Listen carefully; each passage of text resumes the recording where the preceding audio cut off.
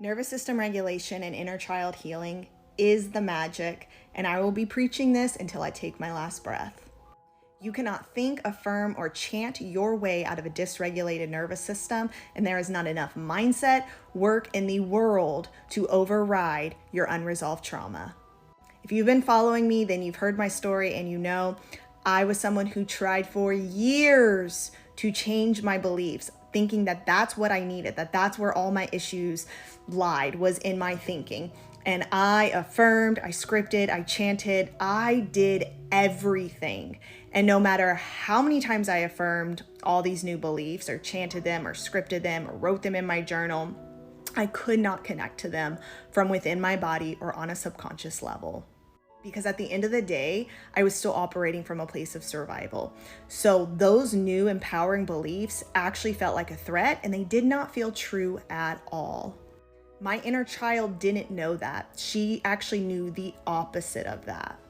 But by going in and starting to work with my nervous system and restore a sense of safety and security from within me and get it out of survival, and then working with my inner child to feel all of those emotions that I had suppressed, the anger, the sadness, the grief, the disappointment, the unworthiness, the powerless, the victim, the rage. I mean, there was a lot to feel and process.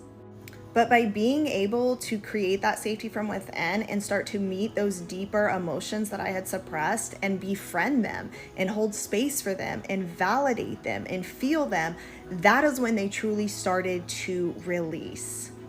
By meeting my inner child in her deepest pain, it was like a light bulb went off for me. And I realized that my trauma was never my fault and that I always deserved to feel safe, to feel loved, to feel validated, to feel seen, to feel heard, to feel chosen. And then I started to become that for myself and for my inner child. And then it was kind of like a domino effect. The cognitive work that I started doing on myself actually started to land because I was no longer a victim to my trauma. I was no longer tethered to my trauma. I was no longer living from this place of survival. Therefore, I was able to start to feel that I was worthy. I was able to feel that I am loved. I was able to feel that I am powerful. It became a lot easier for me to speak up, use my voice, set boundaries, and walk away from things that weren't serving me.